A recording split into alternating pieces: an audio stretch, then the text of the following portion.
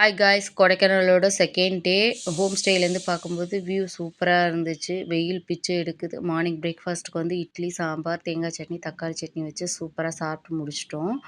முடிச்சுட்டு குணா கேவ் போகலான்னு தான் கிளம்பி போனோம். மஞ்சுமெல் பாய்ஸ்க்கு அப்புறம் குணா கேவுக்கு வந்த மவுஸோ என்னமோ தெரியல.